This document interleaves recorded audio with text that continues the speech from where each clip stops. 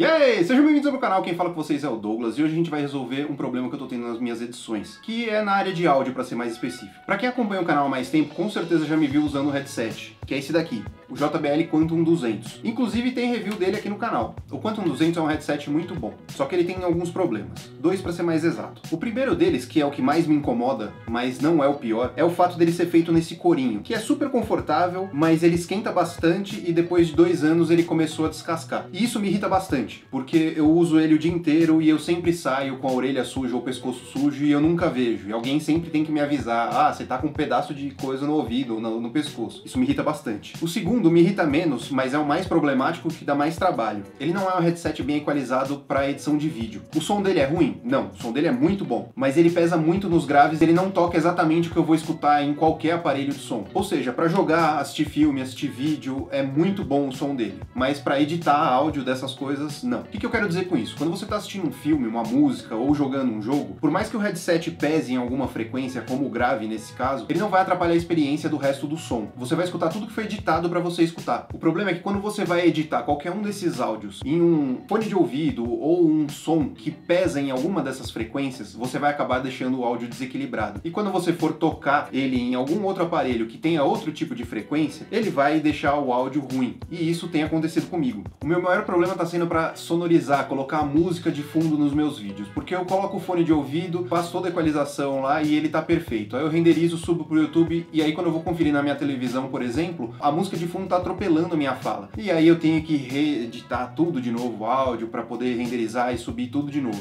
E aí o que eu fiz? Eu falei, beleza, vou arranjar uma solução que eu não precise gastar dinheiro. Aí eu peguei um home theater velho aqui de casa que a gente nem tava usando mais porque o botão de volume não tava funcionando e ele não tem controle. Na verdade ele tem controle, mas ele já veio não funcionando aqui pra casa. E aí eu instalei ele aqui no meu PC. Mas o que eu não contava é que o Windows não faz a conversão automática para o 5.1. E eu não consegui colocar nem do 2.1 pelo cabo ótico. Eu vou falar sobre o cabo ótico mais pra frente. A única coisa que eu consegui fazer foi ligar a caixa direita e esquerda no computador para assistir as coisas no Chrome, ou seja, no Chrome ele só rodava estéreo, mas no aplicativo do Netflix eu consegui escutar o 5.1. Ou seja, funciona.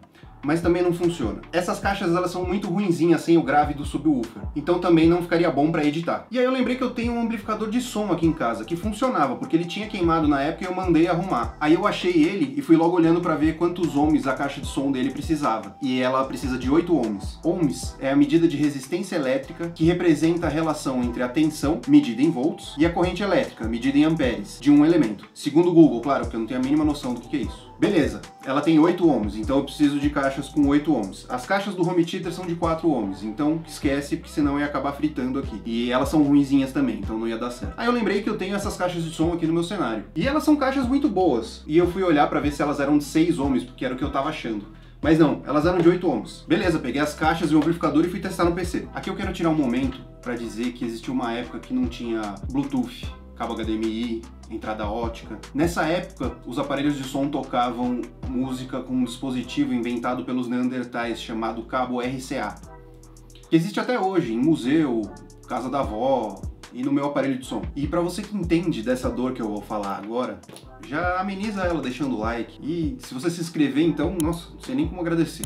Bom, vamos lá. O cabo RCA é um dos pavores da minha vida. Eu sempre gostei de mexer em caixa de som, escutar música em aparelho que precisava do cabo RCA. E a única certeza que você tem nessa vida é que isso aqui vai dar problema. E você vai precisar mexer nele, você vai precisar rodar as entradas dele de um lado para o outro para poder sintonizar no áudio. E às vezes você até precisa ficar segurando ele numa posição para que ele toque a música de verdade. Fora os estalos. Ah, os estalos. Sempre quando você vai dar uma ajeitadinha nesse cabo aqui, tão inocente, ele emite um som de uma explosão nuclear, tão limpo. O som nunca toca tão limpo quanto nessas explosões que tem, né, quando você vai arrumar o cabo. Acho que deu pra entender o quanto que eu odeio esse cabo, né? Mas era o que tinha. E adivinha só? Deu problema. Só um parênteses, eu sei que você vai falar, ah, mas o cabo RCA é o que é usado até hoje, não sei o que, é a entrada analógica. É ruim, esse cabo é ruim, tá? É ruim. Eu não gosto. Se você gosta, ótimo, fica com ele. Eu prefiro a entrada ótica. Sim, deu problema. Eu não sei se foi o cabo, eu não sei se foi o amplificador, eu não sei se foi a caixa, eu não sei se foi tudo junto. Em resumo, o som ficou pior do que se eu mesmo estivesse cantando a música de fundo do vídeo. E aí eu resolvi que era hora de chamar alguém que realmente pudesse me ajudar e pudesse resolver meu problema. Alô?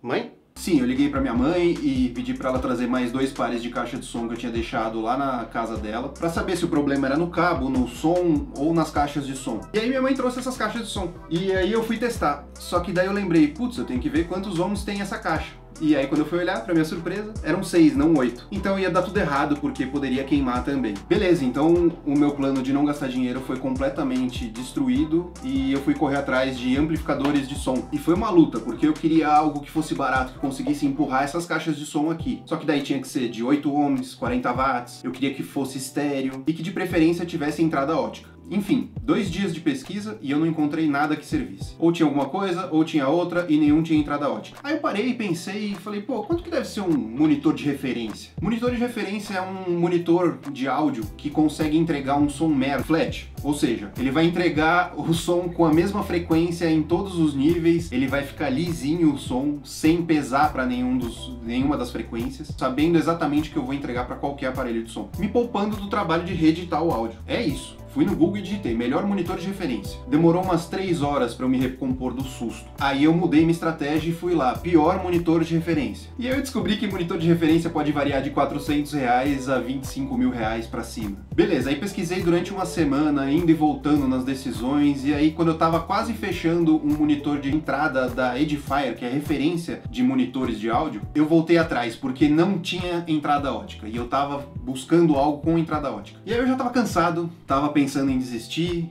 e aí eu parei e pensei, falei, pô, se a vida dá limão, a gente tem que fazer uma limonada, certo? E a vida me deu um pepino, então eu vou fazer uma salada. E aí eu comprei um tomate, e foi assim que eu resolvi os meus problemas. Não, eu não tô ficando louco.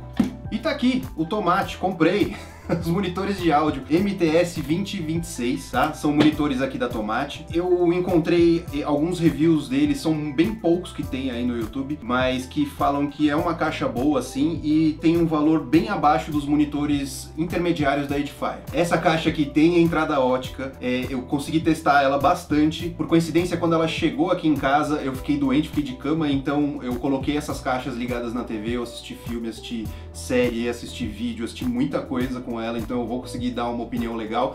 E esse vídeo todo aqui vai ser editado com esses monitores. Então no review eu já vou conseguir dar um veredito final sobre o que eu achei delas aqui na própria edição de vídeo. Esse vídeo foi mais para contar sobre essa saga de eu buscando uma solução nova aqui para os áudios, para eu não ter mais esse problema de editar e ter que reeditar. E o review completo vai sair no próximo vídeo, tá bom? Então eu espero que vocês tenham gostado. Se inscreve aí no canal se vocês gostaram, bate naquele sino assim você recebe todos os vídeos e notificações. Se quiser me ajudar, você pode curtir, comentar e compartilhar esse vídeo, beleza? A gente se vê no próximo vídeo.